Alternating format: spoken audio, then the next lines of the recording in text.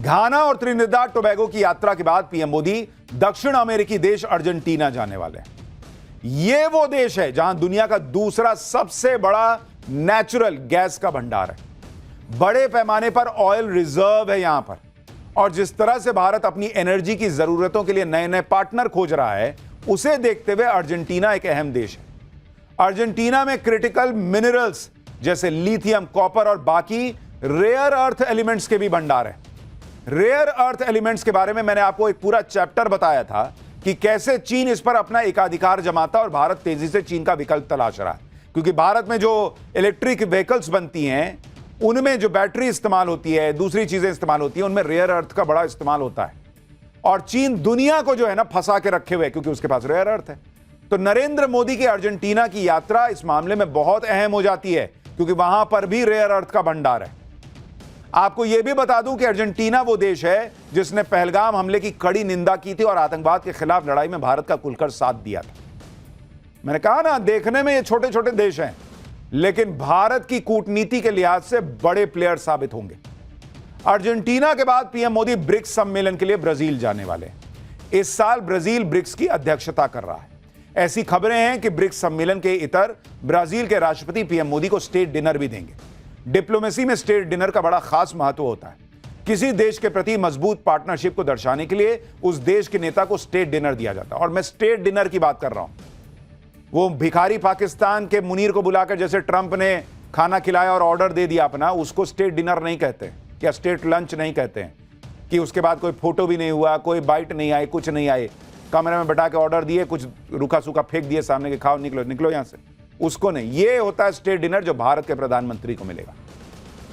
PM Modi को state dinner दिए जाने की खबर से ही चीन इतना चिढ़ गया कि चीन के राष्ट्रपति शी जिनपिंग ने ब्रिक्स सम्मेलन में शामिल न होने की उनकी खबरें चलने लगी, जबकि पिछले 10-12 साल से शी जिनपिंग लगातार ब्रिक्स सम्मेलन में हिस्सा ले रहे हैं।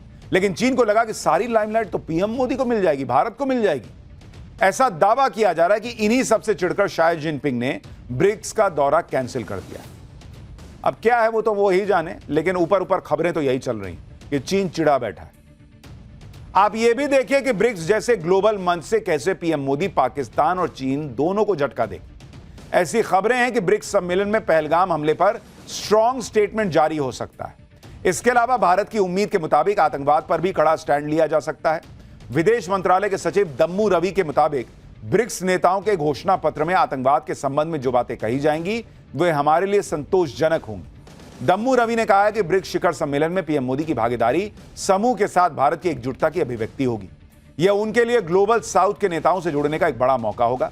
ब्रिक्स देश दुनिया की 50% आबादी और 40% जीडीपी को रिप्रेजेंट करते हैं।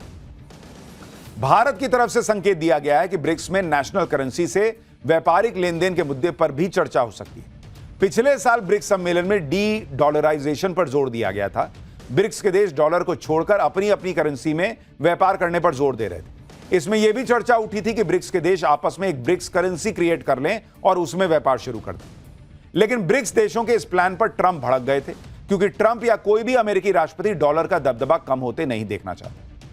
लेकिन इस बार फिर से ब्रिक्स में डॉलर के विकल्प पर चर्चा होती है तो ट्रंप को बहुत मिर्ची लगेगी। हालांकि ट्रंप का डॉलर जो है वो धड़ाधड़ गिरे जा रहा है।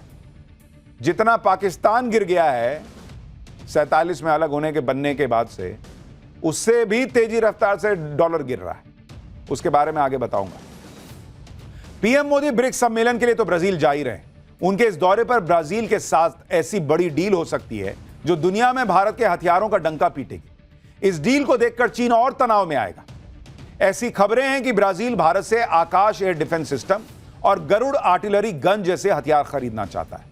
भारतीय हथियारों में ब्राजील की दिलचस्पी से चीन परेशान हो सकता है, क्योंकि चीन खुद को हथियारों का बड़ा एक्सपोर्टर मानता है। लेकिन ऑपरेशन सिंदूर के बाद दुनिया में भारत के हथियारों की ज्यादा चर्चा हो रही है। यह अलग बात है कि हमारे यहां राहुल गांधी और उनके इकोसिस्टम का इंटरेस्ट इस बात को जानने में है कि राफेल गिरा कि नहीं, ये बताइए। लेकिन दुनिया का इंटरेस्ट इस बात में है कि यार भारत ने गजब कर दिया यार, कोई ड्रोन नहीं गिरने दिया, सब ऊपर फोड़ दिया। लाओ यार आकाश हमको भी दो, लाओ यार हमको ये गरुड़ भी दो। दुनिया में तो भारत का डंका बज रहा है।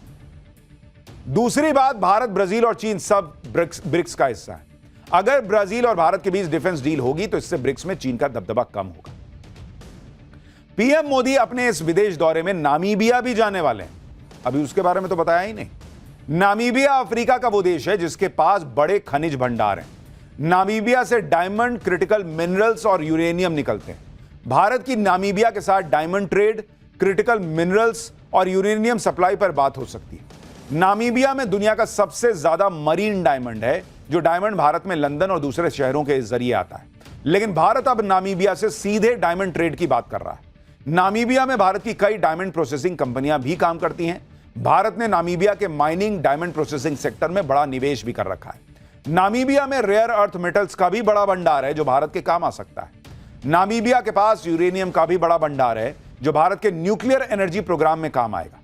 नामीबिया में 27 साल के बाद भारत का कोई प्रधानमंत्री जा रहा है। नामीबिया में पीएम मोदी वहां की संसद को भी संबोधित करेंगे।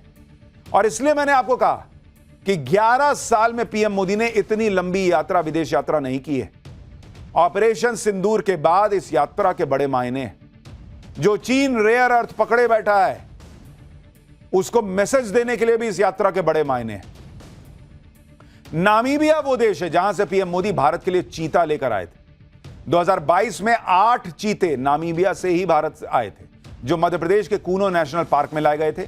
जब से नामीबिया के चीते आए हैं, तब से कूनो नेशनल पार्क में टूरिस्ट की संख्या बढ़ गई।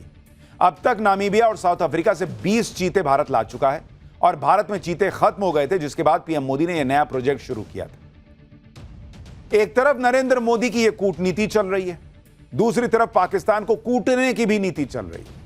जिस तरह से पाकिस्तान का फर्जी फील्ड मार्शल मुनीर फिर से भारत के खिलाफ जहर उगलने लगा है, जिस तरह से असीम मुनीर अपने आतंकवादियों को उकसा रहा है और फिर से टेरर कैंप खड़ा कर रहा है, उससे अगर कभी भी नरेंद्र मोदी ऑपरेशन सिंदूर पार्ट 2 शुरू कर दें या उसका मौका मिल जाए तो हैरानी नहीं होनी चाहिए।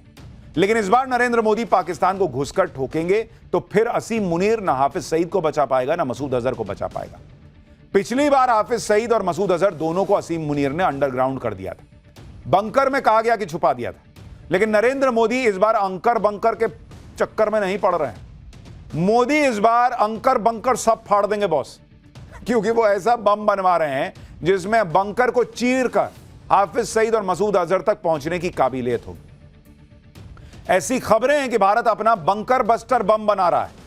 यह वही बंकर बस्टर बम है जिसे ईरान पर दागकर अमेरिका ने पूरी दुनिया में अपनी ताकत का डंका पीटा था, जिस बम ने ईरान की अंडरग्राउंड न्यूक्लियर साइट को फोड़ दिया था।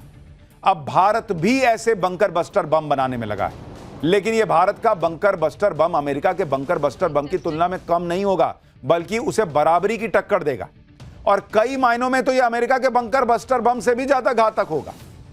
भारत बंकर बस्टर बम बनाने के लिए अपनी सबसे ताकतवर इंटरकॉन्टिनेंटल बैलिस्टिक मिसाइल अग्नि 5 को मॉडिफाई कर रहा है। अग्नि 5 मिसाइल से ही 7,500 किलोग्राम के विशाल बंकर बस्टर वॉरहेड को दागा जाएगा, यानी इसे दागने के लिए B-2 बॉम्बर जैसे शक्तिशाली जेट की जरूरत नहीं पड़ेगी। कम खर्चे में भारत एक ताकतवर बम बना रहा है। भारत के बंकर बस्टर बम को अग्नि 5 मिसाइल से ही दाग दिया जाएगा। आमतौर पर अग्नि 5 मिसाइल न्यूक्लियर वॉरहेड कैरी करती है, इसकी रेंज 5,000 किलोमीटर होती है, लेकिन भारी भरकम बंकर बस्टर बम को दागने से इसकी रेंज 2,500 किलोमीटर होगी। लेकिन 2,500 में तो हम पाकिस्तान को फोड़ देंगे। इसे अग्नि 5 मिसाइल से दागा जाएगा तो इसकी सटीकता और भी बढ़ जाएगी।